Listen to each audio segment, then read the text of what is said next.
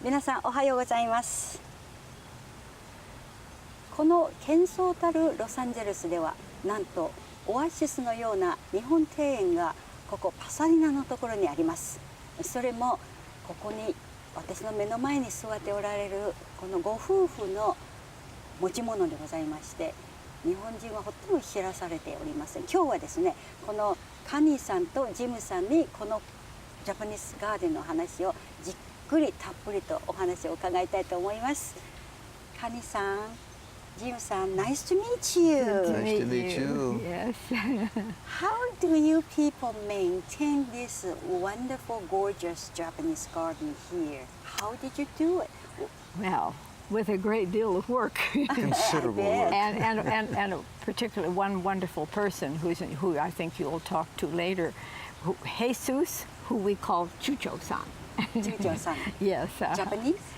No, it's so remarkable. Oh. No, he was born, he comes from Colombia, South America, Oh my. but he lived in Japan for 6 years. And he absorbed the Japanese culture. He still eats with chopsticks, eats Japanese food, and he speaks Japanese beautifully. Everyone tells us that he speaks beautiful Japanese. So, but the two of us work all the time at the garden also. What could you say about it? It's a lot of work. So, Jim-san, do you help too, or you just leave everything to Chucho-san? No. This garden is a 10, 12, 15 hour a day, almost. Oh my That's the way it goodness. feels. When you're in a Japanese garden, you don't come in and cut a branch off. You take the leaf off, and that takes a lot longer. Little by little, as Chucho likes to say. Yeah. Exactly. Yeah, well, you see, there's so many technical things that are involved with the garden that you know people don't see, that have to do with construction and lighting and all that, and he oversees all that kind of thing. The engineering side. Engineering side of it, that's right. So, how long have you been owning this garden? The family has owned it since 1950. More than half century. Yes, but that was his mother. I see. When she died in 1985, then we inherited the garden. So the interesting thing is, how did your mother start to own a Japanese garden here? That's very interesting. That is a very peculiar story. Yes. At the time she came over here, the Storrier Stearns had just passed away, and they were selling the estate. And in the estate sale, my mother had come in to buy 2 Louis XIV chairs, and she bought them. Just by chairs, huh? Right, yeah. And she bought them, and so then she went out the back door. She'd been in the mansion before because they were customers of hers. But she went out the back door and she saw the rest of the grounds. This was 7 city lots at the time. And it was a huge estate. And so she walked over into this area, and the idea gelled in her head that she could move her art gallery off of Lake Street into the mansion. And because of this garden, it would just be an absolutely gorgeous place to have displays, to do things with the community, etc. And so that's what she did. At that time, it was already a kind of garden style, or? Yes, the garden was here, definitely. But not Japanese garden. The Japanese garden, because the garden was created in the 1930s. Oh, it was already the Storrier Stearns, as he mentioned, this was once 7 city lots. It was a very large estate, and beyond where the house sits up there now, there was a 3-story mansion. And so when when the Storrier Stearns came here in 1931, they bought all this property, and they lived in that mansion. And these were just tennis courts out here at the time. And they looked for a wonderful person to create the garden and found Kinzuki Fuji.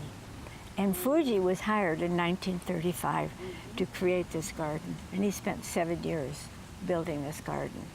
So that's how the garden came about. And then his mother saw it and fell in love with it and and bid on it, and to her surprise, she acquired the property. She said she came home and said, what did she say to you? Well, she came through the kitchen door. My father and I were just sitting down for lunch. Right. And she came through the door and she said, "You'll never guess what I just did." So you said what? Right.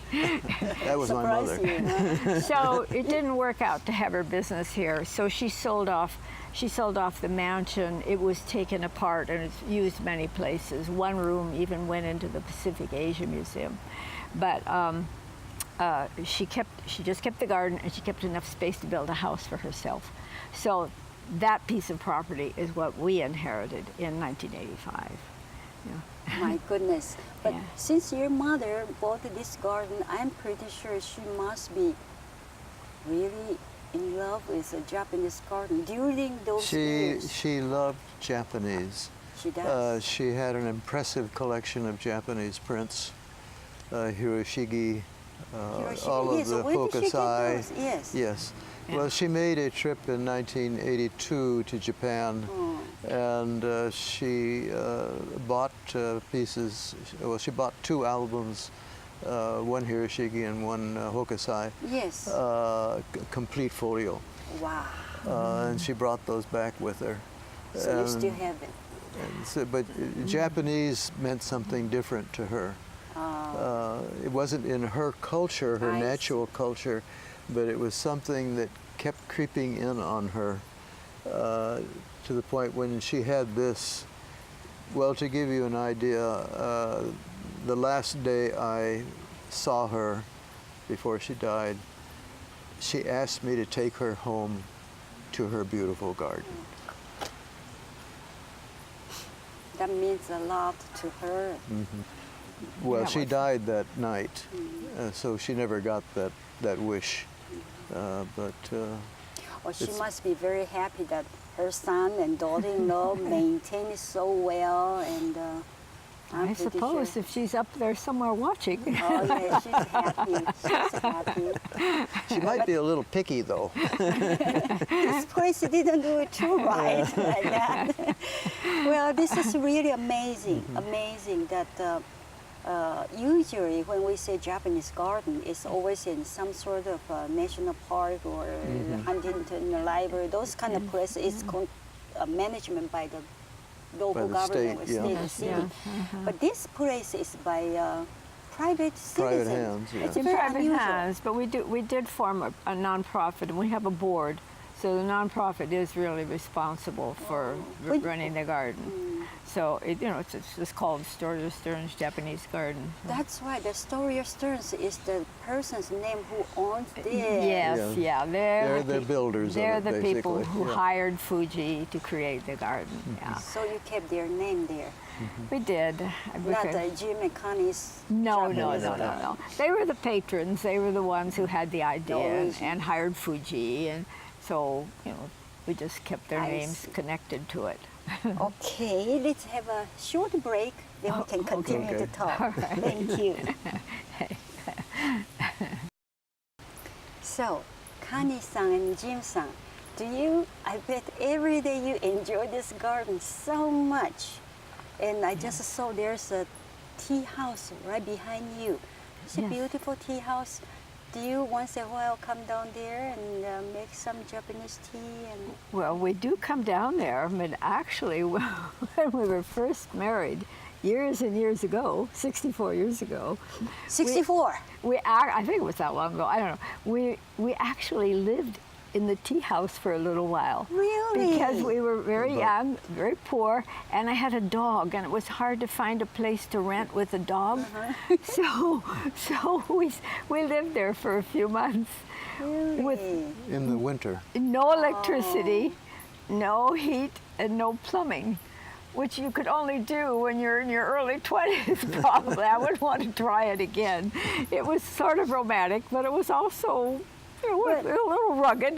Right, but you enjoy this garden. Oh, and, yeah. Oh, yeah. Oh, yeah. Every day when you wake up, see Oh, there's yes. a bamboos there, and then there's a yes. maples there, and Oh, you yes. name it. And Yeah, the everywhere koi's you in turn. the pond. Everywhere you turn, and the ponds and the fish. Oh, seeing the koi every morning, It's very wonderful.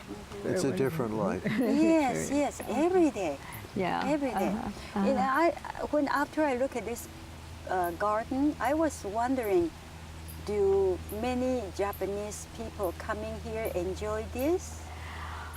Well, many do, but There are a few. Actually, we had a gentleman that used to display his, I can't think of the word right offhand, but anyway, he worked with my mother in the gallery, and when he found out that she had bought this, he pleaded with her to let him work in the garden. And nice. she said, well, how many days do you want to work? He said 7, all week. And she said, well, I can't quite afford to pay you for 7 days. And he said, you pay me for 1, I come. 7 days. And he worked here until he died. Oh, that was Mr. Furuya. Mr. Furuya. Mr. Furuya, yes, And I remember him. he was a wonderful man. He came here, he was in heaven. I mean, you could see it in him. It was the relief of everything for him. I bet, I bet. As far as Japanese people, you know, we do have weddings. People do hire this place to have weddings, and we do definitely attract many Asian people, not necessarily just Japanese, Chinese, and of course in this country, what we find is that everything is all mixed up. Japanese aren't necessarily marrying Japanese. Chinese and Japanese are marrying each other, and Koreans and Japanese, and Mixed blood, yes. all kinds Mixed of, marriage, you know, yes. all kinds of things in this country. They talk about the melting pot. Well, this garden, you know, it's really an interesting example because many people, Japanese or people of other cultures, really seem to be attracted to this garden. But still, so many people don't know about it. People say, oh, I never knew this was here, and people have referred to it in writing as a hidden jewel. You see, because it was in private hands for so many years. Yes. You know, when the Stearns lived here, it was just their private place. Then when my mother-in-law acquired it, it was her private place, although she did make it available for She various had it there- Japanese events and such, Well, right? and civic events too. And civic events. So it was being used some, but it was still hers. And then when we inherited it in 1985, it wasn't in very good shape because many people in this area know about Caltrans, that they were planning to run an extension of the 710 freeway through here. So they took through eminent domain a little piece of this property, which they still hold. We're supposed to get back very soon. But my mother-in-law thought she was losing the property. The freeway, they were going to actually run trucks through here, and they would have destroyed the property. So, and she was getting old, and things had gone downhill. So when we inherited in 1985, it was in bad shape. And we actually, until somewhere in the early 2000s, we were just sort of keeping things going, but not restoring it very well. And then this wonderful landscape architect named Takeo Uesugi, who just died this last year, was a wonderful man, and he volunteered his time to plan and oversee the restoration of the garden. So it's because of him that the garden was restored to the beautiful shape that you see it in now. It took wasn't it about 6 years that he worked on? Well, 6, 7 years, yes. Yeah, it was a long time, the restoration great process. gift. Yeah, it was an enormous gift he gave us. So this beautiful Japanese garden, basically, just listening from what you told me, it has been so many people's hand Yes. under so many people's hand maintaining, keeping, Yes. Yes. volunteer Yeah. work, Yeah. everything. Yeah, Until today's Chucho-san, he's continuing doing the hard work Yes, to maintain yes. its beauty. Well, Chucho-san was very close to Takeo Uesugi. Oh, I see. And so Takeo got Chucho-san to come live here to maintain the property. So he was also Wonderful. very saddened. We were all very saddened when Uesugi died. So we carry on. I know it is hard, even just maintain a small house. Yes. It's very, like my own house backyard, a little bit backyard. Right. Really, I'm so headache, Yes, yes. But anyways, I don't know how you people are doing this. This is a lot of headaches. Yes. It's joy and a headache, both. There's nothing better than to come in the early evening and sit in a tea house. Yeah. And you notice we have not papered the sojis deliberately because we can look through the sojis into the garden through all the light that comes through during the day. But we can come in and sit there. We have a nice cool breeze. We can hear the water rippling. We can watch the moon come up over the pond and gently float across. And this takes you somewhere else. And so that's the reward. You know, when in our early years, the tea house originally had wet rice paper on all the shojis. That too was beautiful. I particularly remember in the morning when the sun would come up and the sun hits that rice paper, as I'm sure you know, it has this beautiful, luminous, white quality to it. So that was very stunning. So we do talk about maybe putting rice paper again on some of the doors. Right now it's see-through. Right now it's see-through. But when you're in the tea house, it's quite lovely. There's some, the shojis, looking through the shojis, they give some kind of interesting definition to the landscape, which is quite beautiful. You see, the original tea house burned down. It was this terrible, right? It was this tragedy. Yeah. 1981. It burned down under mysterious circumstances. We never knew what. And through this marvelous coincidence, we met and became acquainted with Fuji's family, the man who created the garden. His family also created the original tea house. Wow. And they built it in Japan and shipped it over here in sections. We met his family, and they gave us the original plans for the tea house that was built in Japan. So my husband, Jim, spent about 4 years overseeing rebuilding that tea house.